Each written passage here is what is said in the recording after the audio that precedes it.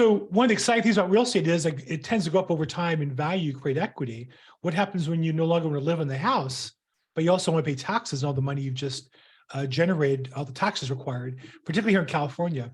And I've had a chance to meet the last few months at networking events and learn about Lyndon Grey, who offers a unique alternative of structured installment sales to help you both maximize the sale price, but then to maximize your after-tax benefit. Lyndon, thanks so much for joining us today. You're welcome. Thanks for having me. So the product that we're talking about is called a structured installment sale. Give me a high-level overview as to what that is. Sure. So the structured installment sale has been around for decades. It's widely used in the legal world.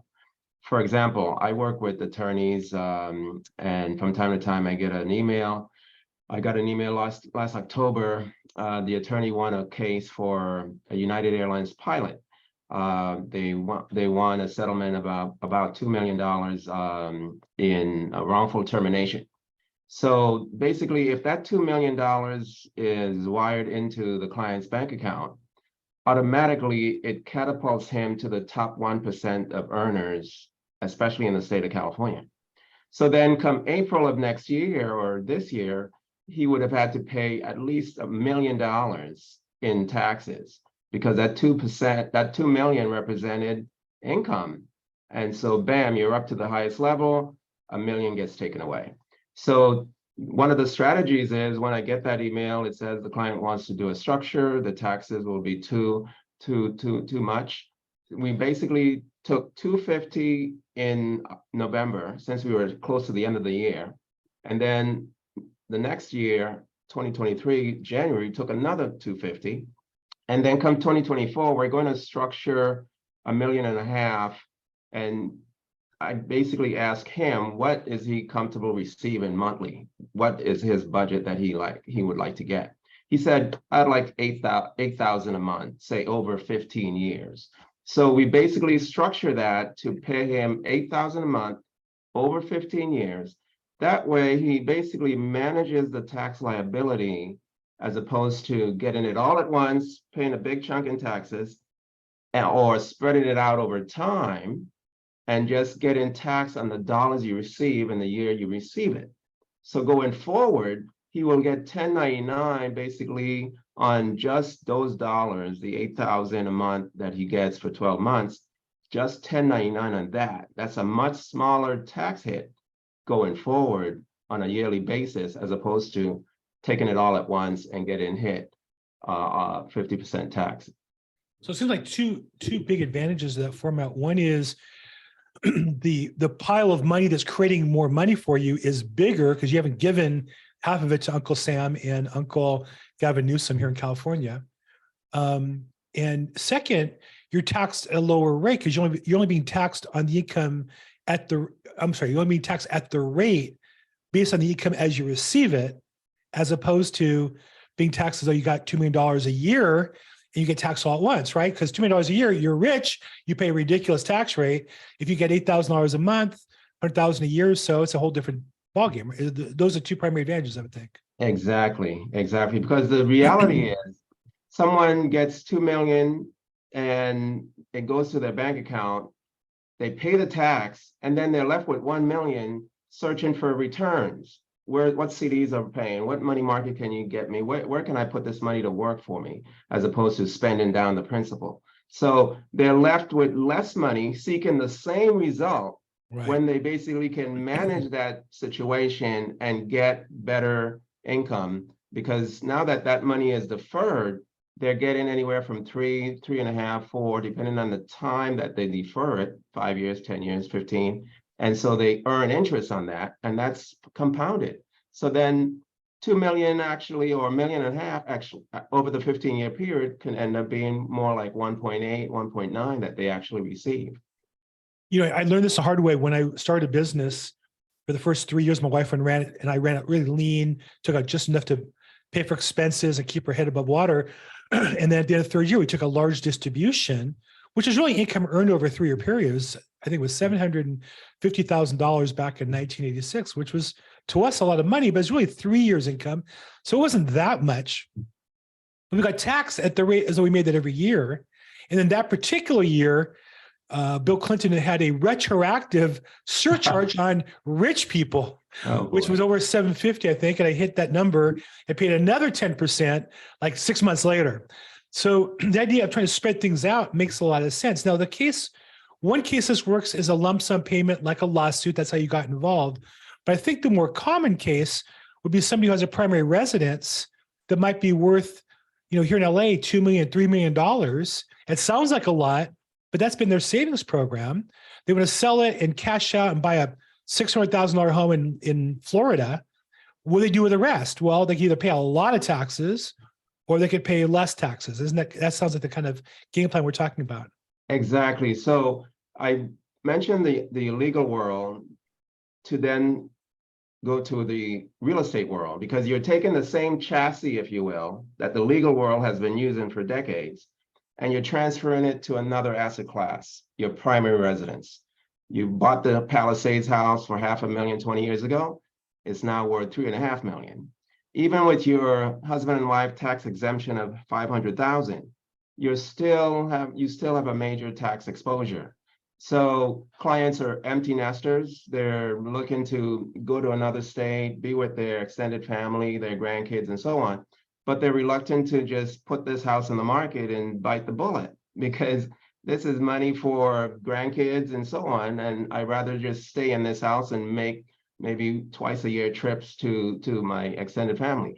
Well, with the structure, you can basically manage that situation much better, being that you can create the equity that's there in the house. You can basically create your own pension, if you will. So you sell the house, you say, okay, send me $500,000, that's my exemption. You structure, say, $1 million over 10 years. And you say, you know what, I'd like 10 grand a month or 25 grand a quarter. The client basically is in charge. They spell out what they would like. And furthermore, my grandkids are 7 and 8. 10 years from now, they're going to be going to school. I'm going to want to fund that for them. So then I'm going to structure long term. So then by the time 10 years comes around, I can have a good chunk to give them to attend their university or college, et cetera. So that's another way that you can certainly utilize it when it comes to the sale of a primary residence. And as a real estate agent, customers don't want to sell because they don't have the solution of what happens with my money, which I'm not equipped to really get in that discussion with them. I'm not a securities licensee or whatever. And that would be difficult to do both pieces, even if you had the licenses legally, be difficult ethically. But really what you're doing is you're saying, well, let's look at that now. If you had $1 million left over or $2 million left over and structured over 10 years, here's what you could do with the money. So what's an example of what somebody could do with the money that they receive in order to get the income stream that they're going to want over the next 10, 15 years or the rest of their life? So there's a 1-minute clip I'd like you to show at this time. It's from MetLife. The money's before escrow closes, you basically have a contract drafted up with an insurance company like MetLife. And instead of $2 million coming into your bank account, which becomes a taxable event, the $2 million through escrow is paid to MetLife for benefit of Jane Doe, that client. And Jane Doe and MetLife has basically come to an agreement that they would like this $2 million basically paid to her over the course of 5, 10, 15, 20 years, whatever term she sees fit. And because of that, you manage the tax liability. And this 1-minute video will zero in on that. Let's take a look. It's kind of like a 1031 exchange. Let's take a look at the video and see what we can. Oops, I didn't do it right. 1 second. I'm going to do it. I know the right way to do this and the wrong way, and I want to do it the right way, which is we want to share sound and optimize the video clip. Okay. How can a structured installment sale benefit someone who's selling a property or business? Meet Joan. She's a successful entrepreneur who invested most of her earnings into investment properties. Joan knows one of her properties has significantly risen in value, appraising for $2.5 million. She decides to sell this property. As she puts her home on the market, Joan consults her legal and tax advisors. They present her with two options. Joan can receive the proceeds from the sale in one lump sum. but that would expose her to a huge tax bill today. Or Joan can choose a structured installment sale. She chooses this option for two important reasons: tax efficiency and guaranteed income streams. Joan can reduce her capital gains taxes and reduce net investment taxes as well as state taxes for a huge savings. Joan's proceeds will be structured to provide her with a steady stream of income for a period of 20 years, securing her financial future. Structured installment sale, a tax-efficient solution for property and business sales. And so the example, 20 years just happens to be that one. You could pick whatever time you want. Exactly, exactly. And the type of investments you get are also, you have input before you sign the contract, right? You make a decision. So, Well, basically, this is just a straight fixed annuity. You're Got not going into any other volatile markets or anything. It's a simple, straight fixed annuity. You get an interest rate on that annuity, and basically you get payments on a monthly, quarterly basis, and nothing too fancy. Straight, simple annuity.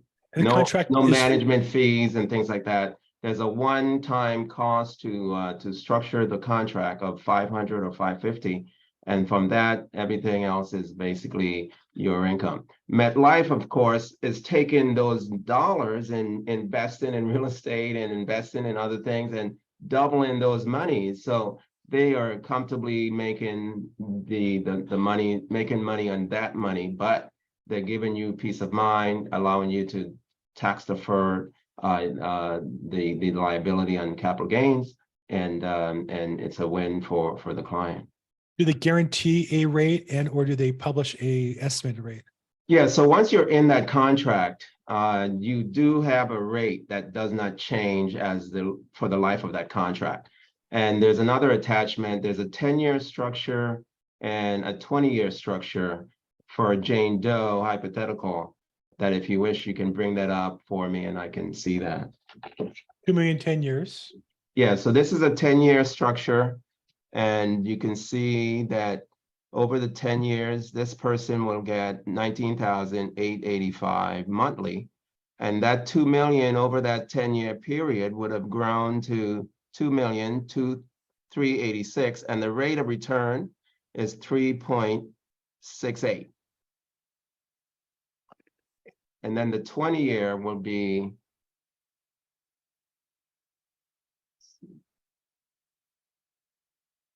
so this is the 20-year, the rate of return is 4.12, and the 2 million over that 20-year period will end up being more like 2,919,907. And this person gets $12,166 on a monthly basis. So certainly it goes back to the point I said earlier. The reality of it all, clients get $2 million after the sale of a house. It goes to their bank account. It triggers a massive tax liability the following year. And then what's left over, they're still in search of some kind of return. CDs at the bank, money markets, T-bills, stocks and bonds, etc. And if they go into stocks and bonds and we have a terrible market like we did in 22, and the volatility scares them, they end up selling assets at the very worst time and taking a big hit on those dollars. By having a structure, you're out of the volatility of the equity market and you're in the stability of a fixed contract that's now yielding you tax deferred growth. And it's giving you that pension that you by using the equity in your home. Do you work exclusively with MetLife or do you have other companies as well? There are other companies in this space, New York Life, MetLife, several others, but MetLife happens to be the biggest in the space in terms of market share. They're a 100-year-old firm, very well known, and people trust them with these kind of contracts. If you want to diversify, could you do one with several different companies? Do one? Sure, definitely. And then also, you also don't have to take all the money. I mean, if you're selling your property, as you mentioned, if you're buying a house in Florida for $600,000, you pull that out. Maybe you want another $100,000 for moving costs and a vacation and jewelry for your wife to get her to agree to all that. And then you're just going to defer the rest. And this is just a way to defer paying taxes on all the rest until you receive it, as well as to get some kind of guaranteed investment for it for a period of time. Exactly. I had a client that did just that. Her daughter graduated at UCLA Medical, went to grad school at Stanford, et cetera. And she's now at John Hopkins in Maryland as an OBGYN, has grandkids, extended family, and so on. Well, she sold her West LA home and then moved to Maryland, bought a condo not far away from her daughter and her son-in-law, and then basically structured about $1.5 million. And that $1.5 million is basically getting her monthly payments. It's like her, in addition to a pension and other things, she is satisfied. And now she gets to be close to her extended family and not have to be all the way in California and not have to pay a big tax bill on the sale. Well, fascinating. You know, I've heard of this concept. I think you really clarified in my mind. It's something I need to talk about with my team and make sure they're aware of as well individually. If somebody has a particular case, either a real estate agent wants to learn more or a consumer, one of my clients wants to learn more about this, I see your phone number on the bottom of the screen, Lyndon Grey, 310-954-8384. Reach out to me and I'll put you guys together. I've, full disclosure, not that I deal with Lyndon. I don't get paid anything from him, but I just find this tool so important, especially now, given our run up in equity combined with increased tax rates that affect people as well. I think it's really important to offer those opportunities to our clients. So Lyndon, thank you so much for joining us today. I really appreciate your time. My pleasure. These tools are there for agents to keep in their toolkit, because if you're selling a $7 million Palisades home and other people are coming at that prospect about marketing this and marketing that, just simply ask, what tax strategies have you thought of for this sale? And then see what they say. And then you basically said, by the way, I have someone on my team that specializes in this space. I'd love for you to talk to them. And then that puts you a leg up and potentially gain that listing, because you went about it another way as opposed to the similar way that most agents go about marketing.